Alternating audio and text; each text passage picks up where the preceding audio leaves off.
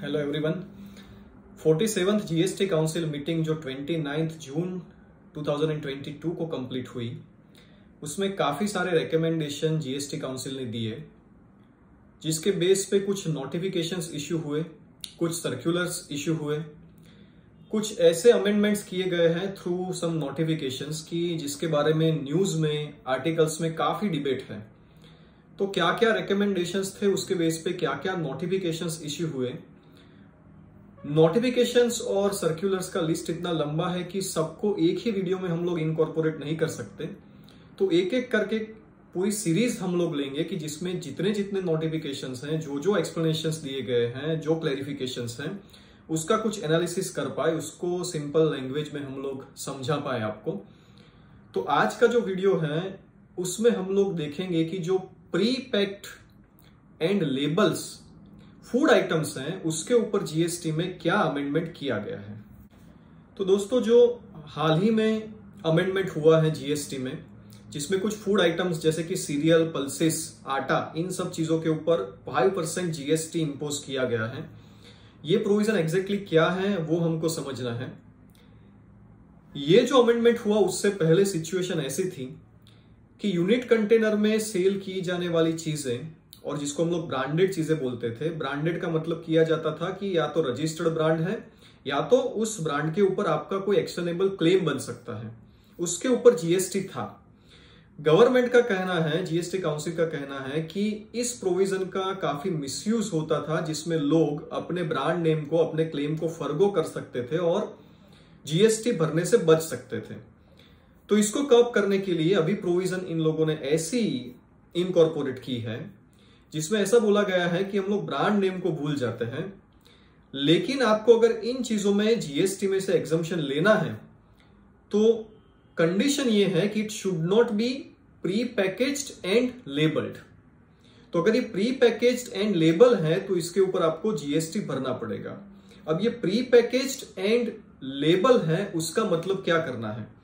तो उसका जो मतलब है वो हम लोगों ने लिया है लीगल मेट्रोलॉजी एक्ट 2009 में से। लीगल मेट्रोलॉजी एक्ट 2009 की सेक्शन 2(I) हमको ऐसा बोलती है कि कुछ रिटेल पैक हैं जिसमें लीगल मेट्रोलॉजी एक्ट के तहत कुछ डिक्लेरेशन देना कंपलसरी है। तो अगर ये डिक्लेरेशन देना लीगल मेट्रोलॉजी एक्ट में कंपलसरी है तो उसको हम लोग pre packaged and label goods बोलेंगे for the purpose of levy of GST.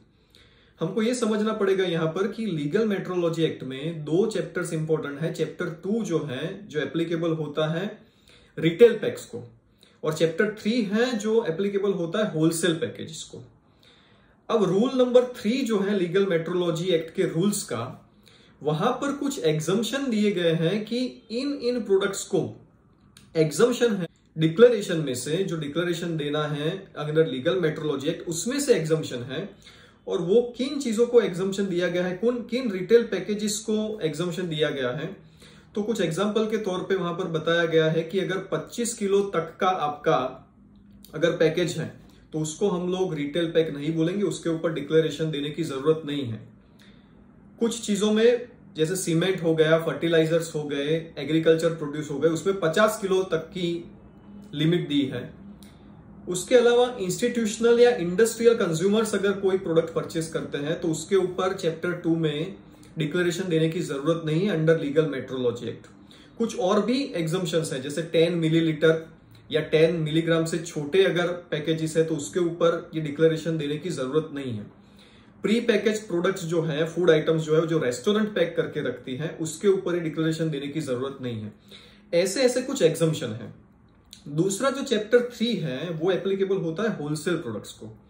अब होलसेल प्रोडक्ट में अंडर रूल नंबर 24 कुछ डिक्लेरेशन देना होलसेल प्रोडक्ट के लिए भी कंपलसरी है। तो यहां पर कंफ्यूजन ये था कि 25 किलोग्राम से ऊपर का अगर कोई पैकेज है और होलसेल प्रोडक्ट के तहत अंडर लीगल मेट्रोलॉजी एक्ट आपको डिक्लेरेशन देना है तो क्या उसके ऊपर भी मुझे जीएसटी पे करना पड़ेगा? That was the question. कुछ एफएक्यूज इश्यू किए सीबीआईसी ने, गवर्नमेंट डिपार्टमेंट के थ्रू एफएक्यूज इश्यू हुए। उन एफएक्यूज में ऐसा बोला गया है कि भाई हमारा इंटेंशन जो 47 जीएसटी काउंसिल ने जो रिकमेंडेशन दिया वहां पर क्लियरली लिखा है कि we want to tax only the retail pack, तो होलसेल पैक को टैक्स करने का कोई इंटेंशन नहीं है। तो भले ही rule number 24 of the legal metrology act में होलसेल प्रोडक्ट्स के ऊपर भी डिक्लेरेशन देना कंपलसरी है, फिर भी अगर 25 किलोग्राम से ऊपर का कोई पैकेज है और ये सीमेंट वगैरह चीजों में 50 किलोग्राम से ऊपर का अगर पैकेज है जिसमें रिटेल पैकेज के डिक्लेरेशन में से एग्जम्पशन है लीगल मेट्रोलॉजी एक्ट में, भले ही होलसेल में वो डिक्लेरेशन कंपलसरी है, तो भी उसके ऊपर जीएसटी हमको नहीं लगाना है। इन शॉर्ट जो जीएसटी है it is only and only applicable on the retail package. तो 25 किलोग्राम से कम का अगर पैकेज है तो उसके ऊपर ही जीएसटी लगना है। दूसरा इंडस्ट्रियल कंज्यूमर्स, इंस्टीट्यूशनल कंज्यूमर्स जिसमें लीगल मेट्रोलॉजी एक्ट में उनको एग्जम्पशन है डिक्लेरेशन देने में से, तो जीएसटी भी वहां पर एप्लीकेबल नहीं होगा। That also we need to understand. अगर डिक्लेरेशन देना कंपलसरी नहीं है लीगल मेट्रोलॉजी एक्ट में तो उसके ऊपर जीएसटी नहीं लग सकता। दूसरा, एक प्री पैकेज का मतलब हम लोग ऐसा करते हैं कि कंज्यूमर आपके पास कोई प्रोडक्ट परचेज करने के लिए आए उससे पहले ही वो चीज कुछ स्पेसिफिक क्वांटिटी में पैक करके रखी गई है। जैसे कंज्यूमर आता है और बोलता है कि मुझे 2 किलोग्राम ये सीरियल चाहिए, ये पल्सिस चाहिए, और उसके बाद आप उसको पैक करते हैं और कंज्यूमर को देते हैं, तो उसको हम लोग प्री पैकेज प्रोडक्ट नहीं बोल सकते। अगर हम इसको प्री पैकेज प्रोडक्ट नहीं बोलेंगे तो इसके ऊपर भी ये जीएसटी एप्लीकेबल नहीं होगा। तो दो चीजें compulsory, pre packaged and label, तो ही उसके ऊपर जीएसटी है। जहां पर भी लीगल मेट्रोलॉजी एक्ट में एग्जम्पशन है वहां पर जीएसटी में से भी एग्जम्पशन है।